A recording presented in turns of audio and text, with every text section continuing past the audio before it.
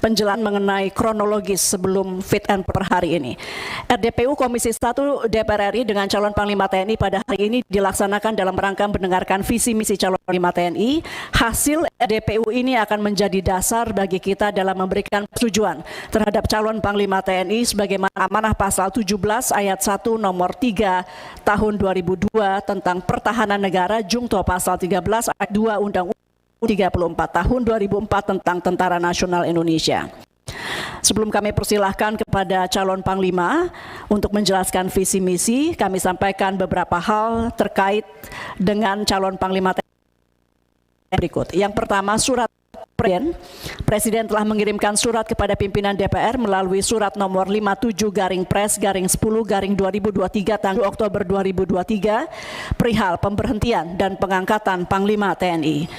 B. Rapat konsultasi pengganti rapat BAMUS DPR RI tertanggal 8 November 2023 menugaskan Komisi 1 DPR RI untuk membahas pemberhentian dan pengangkatan Panglima TNI serta melaporkan hasilnya dalam rapat paripurna DPR RI.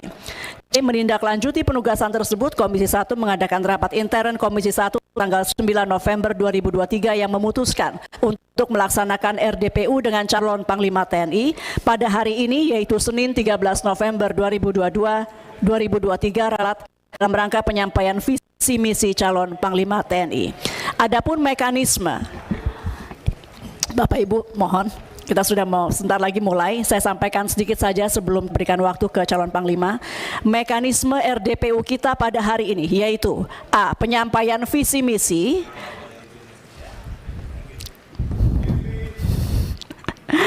Ya, kita mau mulai sebentar lagi, jadi mohon tenang. Mekanisme RDPU kita hari ini, A. Penyampaian visi misi oleh calon Panglima TNI dilaksanakan secara terbuka, alokasi waktu kurang lebih 30 menit Bapak. Saya lihat di sini 10 lembar, jadi silakan mengatur dengan maksimal waktu 30 menit. B. Pendalaman atau tanya jawab dari fraksi-fraksi diberikan alokasi kurang lebih 7 menit. Mohon juga untuk bisa tepat waktu di 7 menit dan mengatur jika memang ada sisanya boleh anggota fraksi atau poksi lainnya bertanya. C. Jawaban calon Panglima TNI terhadap pendalaman dari fraksi-fraksi diberikan alokasi 20 menit. Jadi itu kurang lebih mekanismenya. Kita persilahkan kepada yang terhormat calon Panglima TNI Jenderal TNI Agus Subianto SEMSI untuk menyampaikan visi dan misinya. Sekali lagi mohon ruangan bisa tenang karena ini menyangkut pertahanan kita ke depan. Silakan. Terima kasih Ibu Ketua. Bismillahirrahmanirrahim. Assalamualaikum warahmatullahi wabarakatuh. Salam sejahtera untuk kita semua. Salam, Om Swastiastu, Nama Budaya, Salam Kebajikan. Yang terhormat dan yang saya muliakan Ketua Komisi 1 DPR RI, Ibu Mutia Hafid.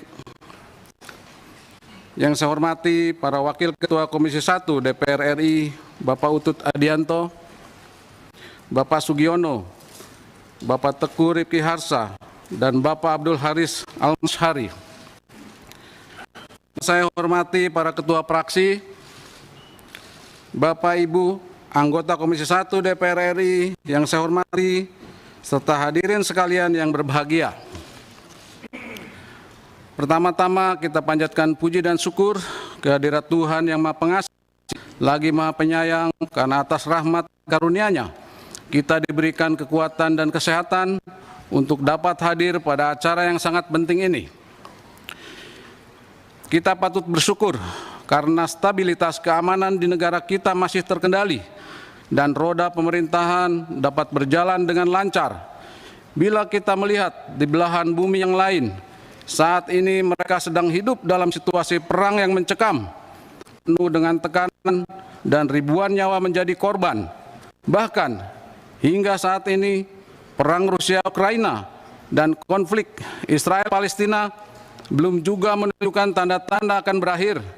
Hal tersebut patut menjadi renungan kita bahwa konflik bersenjata dan perang terbuka dapat terjadi kapan saja, dan dialami oleh negara manapun. Pacem parabellum.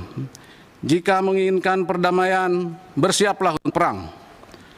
Adagium di atas harus diingat kembali oleh semua komponen bangsa, terutama kita yang berada di ruangan ini, karena suatu sistem persenjataan dan pertahanan negara tidak dapat dibangun dalam waktu singkat, setahun atau 2 tahun, tetapi harus direncanakan dan disiapkan dalam jangka panjang. Apa yang kita bangun dan kembangkan sekarang adalah untuk kesiapan pada 1 atau 2 dekade mendatang. Pimpinan rapat dan segenap anggota Komisi 1 yang saya hormati, sebagaimana tertuang dalam Undang-Undang Nomor 34 Tahun 2004 tentang Tentara Nasional Indonesia, negara telah mengatur tugas dan kewajiban Panglima TNI, yaitu memimpin segenap jajaran TNI dan melaksanakan kebijakan pertahanan negara sesuai konstitusi. Saya sebagai calon Panglima TNI berkomitmen akan melanjutkan apa yang sudah dilaksanakan oleh para Panglima sebelumnya dan program-programnya.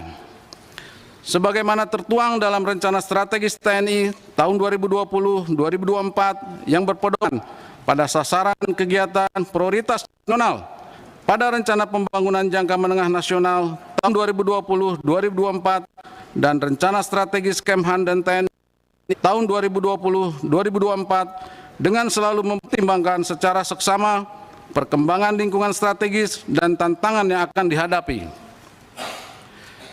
Dalam pandangan saya, guna terlaksananya semua tugas TNI yang telah ditetapkan, saya memiliki visi TNI yang prima, yaitu TNI yang profesional, responsif, integratif, modern, dan adaptif. Dalam rangka membangun institusi TNI yang memiliki daya tahan dan daya gempur guna menghadapi serta mengatasi segala bentuk ancaman, gangguan, hambatan, dan tantangan yang akan membahayakan integritas bangsa dan negara. Untuk mewujudkan visi di atas, saya akan menyampaikan beberapa misi sebagai berikut. Pertama, memelihara dan memantapkan profesionalisme TNI sebagai alat pertahanan negara. Kedua, meningkatkan kemampuan yang responsif dalam menghadapi perkembangan lingkungan strategis. Tiga, memantapkan kemampuan TNI yang integratif serta bersinergi dengan kepolisian, kementerian, dan lembaga dan komponen bangsa lainnya. Keempat, mewujudkan percepatan modernisasi alutsista sesuai perkembangan ilmu pengetahuan dan teknologi. Dan kelima, mewujudkan TNI yang adaptif terhadap tuntunan tugas dan spektrum ancaman. Ketua dan seluruh anggota Komisi 1 DPR RI yang saya hormati, beberapa prioritas implementasi yang akan saya kerjakan yaitu prioritas implementasi dalam rangka memelihara dan memantapkan profesionalisme TNI mengandung maksud bahwa TNI harus well trained atau dilatih dengan baik. Setiap satuan dan prajurit TNI harus memelihara dan meningkatkan kapasitas dan kapabilitasnya dalam rangka pembinaan maupun penggunaan kekuatan TNI. Setiap prajurit harus memiliki kemahiran menembak dan bermanuver, mempunyai naluri tempur yang tinggi, dan selalu memelihara keterampilan bela diri yang handal, sehingga kapanpun dibutuhkan akan siap melaksanakan tugas. Kemudian yang selanjutnya well equipped atau dilengkapi dengan baik, pemenuhan alutsista yang modern, perlengkapan perangan dan satuan dengan mempertimbangkan tipologi daerah penugasan merupakan fokus pembinaan profesionalisme TNI. Well organized atau diorganisir dengan baik, artinya bahwa pembinaan personil di jajaran TNI harus dilakukan berdasarkan merit system. Pemenuhan personil satuan-satuan TNI diisi prajurit dengan sumber daya manusia yang memiliki kualifikasi, kompetensi, dan kinerja yang handal. Selanjutnya well paid atau dibiayai dengan baik. Syukur alhamdulillah, gaji prajurit TNI saat ini telah mengalami peningkatan yang cukup signifikan. Hal ini tidak terlepas dari perhatian dan dukungan dari pimpinan dan Bapak Ibu seluruh anggota Komisi 1 yang terhormat, Untuk itu, dengan tulus saya menyampaikan apresiasi dan penghargaan setinggi-tingginya. Namun demikian, sabar Pak, sabar.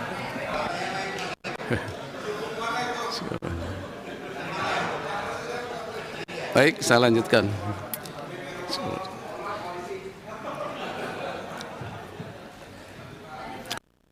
Namun demikian, berbagai tunjangan prajurit di daerah operasi masih perlu mendapatkan perhatian, termasuk fasilitas perumahan, pendidikan dan kesehatan yang layak juga diperlukan bagi prajurit dan keluarganya.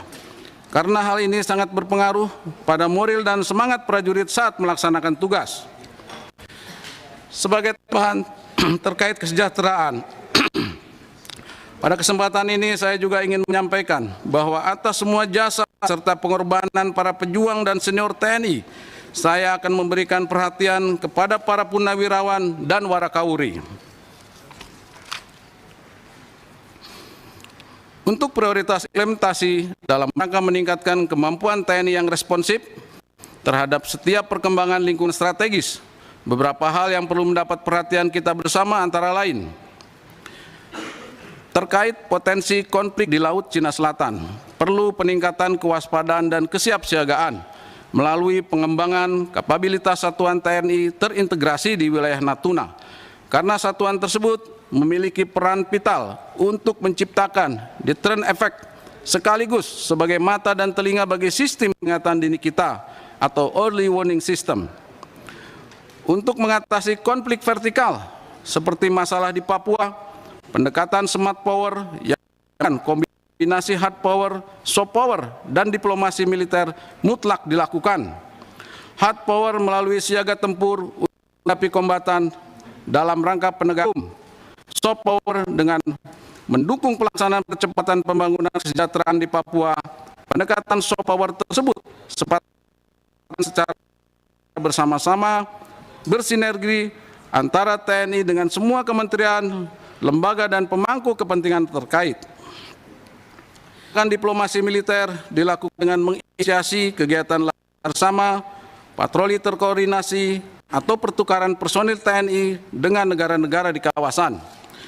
Diplomasi militer ini bertujuan untuk membangun hubungan interpersonal antar prajurit serta menciptakan persamaan pandangan tentang pendekatan dalam penyelesaian masalah di Papua.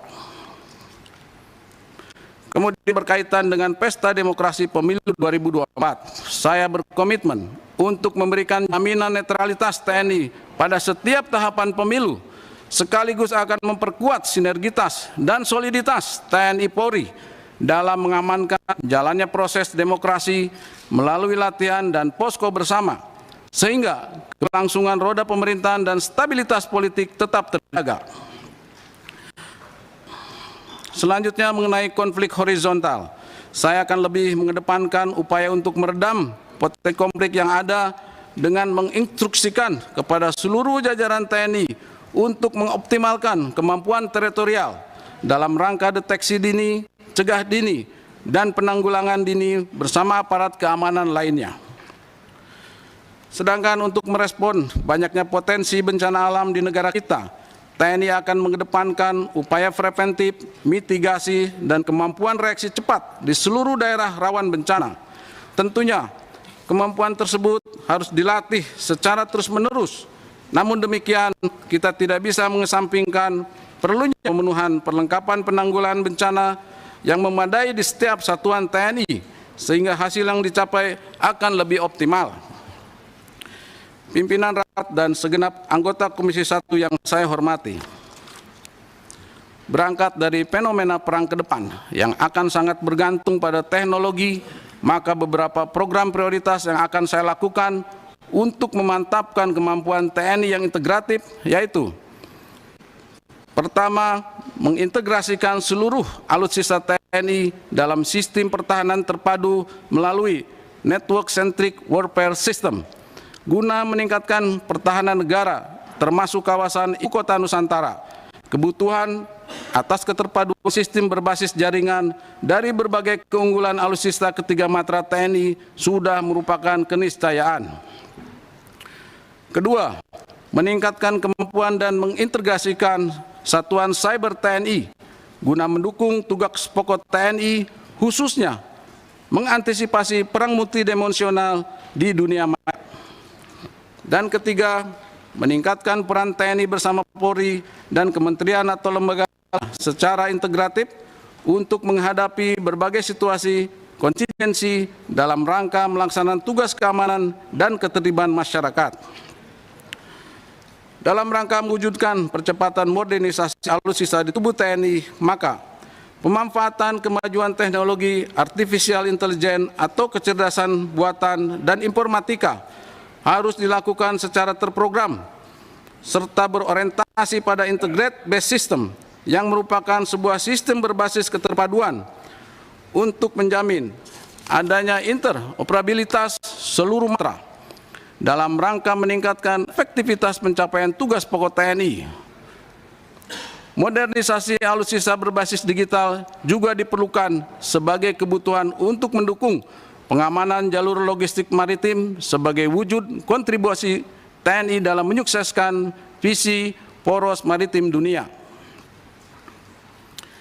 Berikutnya, TNI berkomitmen untuk melakukan optimalisasi pemanfaatan produk dan mendukung pengembangan industri strategis pertahanan nasional menuju kemandirian alutsista dengan memaksimalkan TOT atau alih teknologi dan TOK, alih pengetahuan.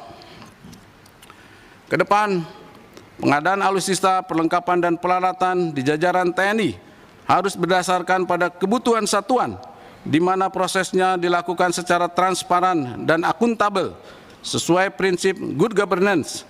Semua pembangunan dan pengembangan sistem di lingkungan TNI harus diyakinkan akan memberi nilai tambah terhadap sumber daya yang sudah dimiliki. Dan terakhir, sebagai prioritas implementasi dalam mewujudkan TNI yang adaptif sesuai tuntutan tugas dan spektrum ancaman, maka saya akan mendorong peningkatan pembinaan teritorial sebagai salah satu fungsi utama TNI dalam rangka memberdayakan sumber daya nasional untuk kepentingan pertahanan negara. Saya juga akan meningkatkan kemampuan TNI dalam mengidentifikasi dan merespon secara cepat dan tepat setiap dinamika ancaman yang semakin kompleks dan multidimensional, mulai dari satuan terkecil hingga di tingkat Mabes TNI. Lebih lanjut, sebagai bagian dari aparatur negara, TNI akan meningkatkan fleksibilitas pelaksanaan tugasnya, baik sebagai ujung tombak dalam menjalankan peran sebagai alat pertahanan negara, serta sebagai motor penggerak maupun elemen pendukung dalam membantu kementerian atau lembaga dan komponen bangsa lainnya untuk menyelesaikan berbagai permasalahan nasional. Ketua dan seluruh anggota Komisi 1 yang saya hormati serta hadirin sekalian, sebelum saya mengakhiri paparan tentang pandangan dan gagasan saya sebagai calon Panglima TNI, dapat saya simpulkan bahwa untuk melaksanakan tugas pokoknya sebagai pengawal NKRI, penjaga persatuan dan kesatuan bangsa, maka TNI harus prima. Apabila negara, rakyat, dan pemerintah nantinya memberikan kepercayaan dan amanah kepada saya untuk memegang tampuk pimpinan TNI, maka di bawah kepemimpinan saya selaku Panglima TNI, saya akan menekankan kepada seluruh prajurit untuk tidak sekali-kali melakukan arogansi, serta tidak menyalahgunakan senjata dan munisi yang dapat melukai, menyakiti hati rakyat. TNI justru harus menjadi perisai dan pelindung rakyat, karena sejatinya TNI lahir dan tumbuh dari rakyat untuk rakyat. Bekerjalah dengan niat ibadah, loyal, tulus, dan ikhlas. Akhirnya, dengan mengucapkan Bismillahirrahmanirrahim, saya, Jenderal TNI Agus Subianto, siap melaksanakan tugas, wewenang, dan tanggung jawab sebagai Panglima TNI, dan akan bekerja keras dengan segenap hati dan pikiran saya untuk membangun TNI dalam menegakkan kedaulatan negara, mempertahankan keutuhan wilayah, serta melindungi segenap bangsa dan negara Indonesia dari berbagai ancaman, tantangan, hambatan, dan gangguan. Demikian paparan saya. Atas waktu dan kesempatan yang diberikan, saya ucapkan terima kasih. Sekian, wassalamualaikum warahmatullahi wabarakatuh. Salam sejahtera untuk kita semua. Salam. Om Santi Santi Santi Om.